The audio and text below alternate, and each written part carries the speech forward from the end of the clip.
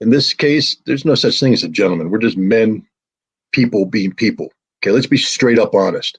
If Poland's a cheap prostitute, what is Germany? What's cheaper than a cheap prostitute?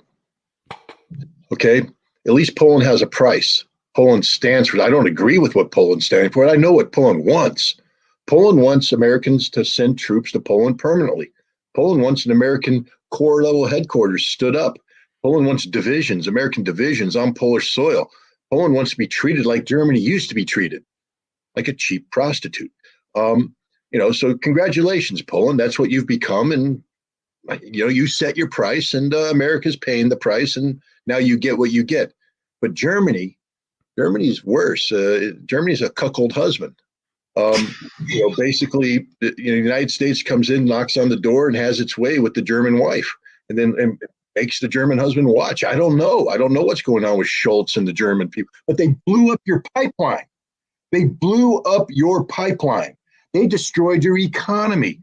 Didn't you get the hint when they spied on Merkel? Hey, by the way, the Polish president, if you don't think we're listening to your conversations, think again, pal. All you Polish politicians, you do know that we have files on you this thick. You're not our friends. You're not even a cheap prostitute. We respect cheap prostitutes more than we respect you. We spy on you, we use you, and in the end, like Ukraine, we will dump you because you mean nothing to us. You never have and you never will. America doesn't have friends. We only have acquaintances that we use for our sole benefit, like a cheap prostitute. So, in Germany's worse now because we claim to be their friend. I mean, we've been friends with Germany a hell of a lot longer than we've been pretending to be friends with Poland. That's for sure. And look what we did to Germany. There's a hint, Poland. Look what we did to Germany. Look what you did to Germany. Look what Europe did to Germany. Yeah. So what's going to happen now? I think the German people are waking up, as maybe the Polish people will. Because, is all this talk here, when I say stuff about Poland, I'm not attacking the Polish people. No, I have the greatest respect for the Polish people. It's your government that sucks. I have the greatest respect for the German people. I lived in Germany. I mean, these are good people. They're not bad people. They're just people that have forgotten what it means to be German. And I'm not talking about the old German, the bad German, the one we never want to see again, the one that put the swastikas on, ran around, ran through your country. No, we don't want to see that Germany again. We want to see the good Germany. We're kind-hearted people, industrious people, people who know how to work hard, know how to party hard, good people. That's what, and we're starting to see them. They're surrounding Ramstein Air Base right now, telling the Americans and NATO, we don't want to play this game anymore. They're in Berlin, turning what was supposed to be, a mockery to Russia, a destroyed T-70 tank, into a monument of the potential of German-Russian friendship. Hey, Poland, you might want to learn from that. Polish-Russian friendship. Imagine it. It's a hell of a lot better than what you got going on right now. And I'll tell you another thing. The Russians are better friends than the Americans are because we're not your friend. We don't care about you. We will use you, and then we will throw you away when we're done. That's what we do to all our so-called friends. If you think America's standing by you, you're wrong.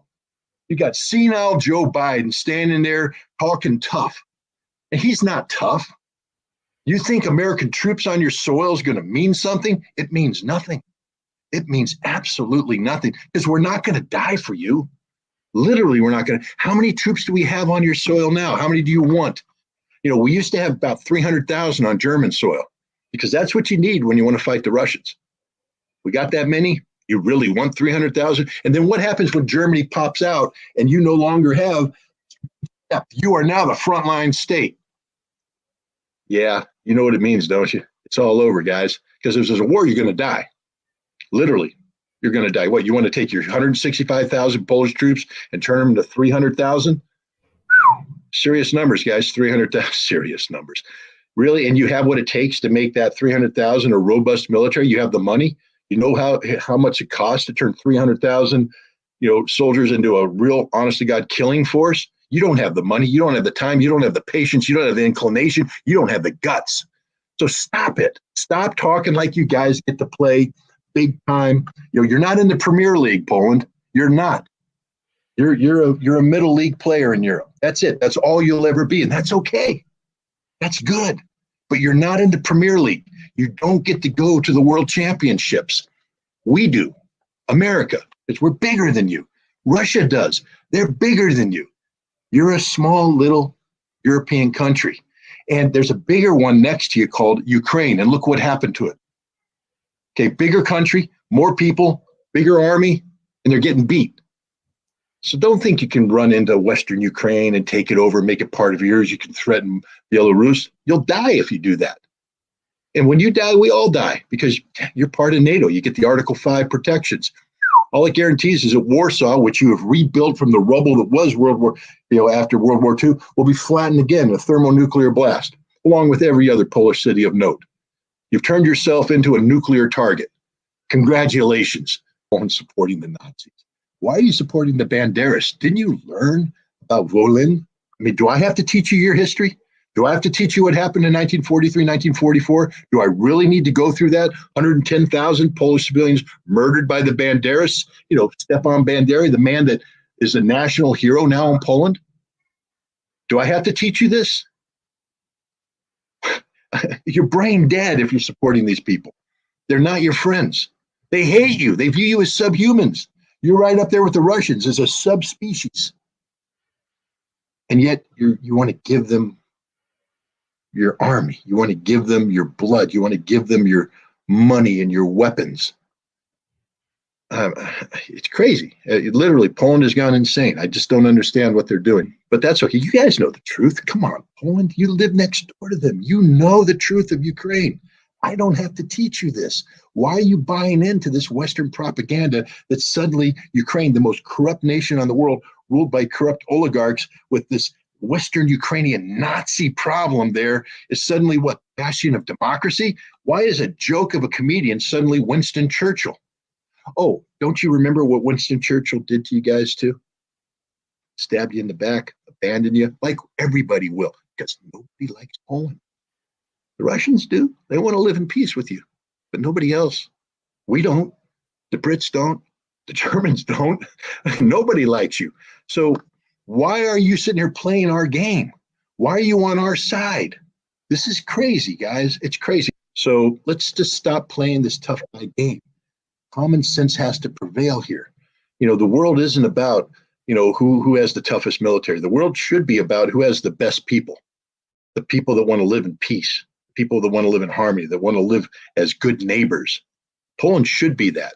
You have good people, and you could be that. But you have a government right now that somehow thinks that they're something that they're not, and they're supporting the wrong side. You're on the wrong side of history on this. I think if you take a look at especially the latter half of the Soviet presence in Poland, it was benign neglect as opposed to a deliberate policy of subversion.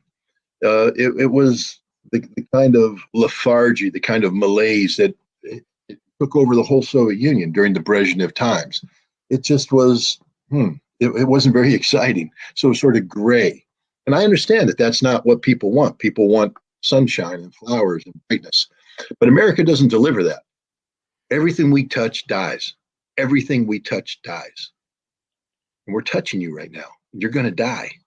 And that's not a good thing.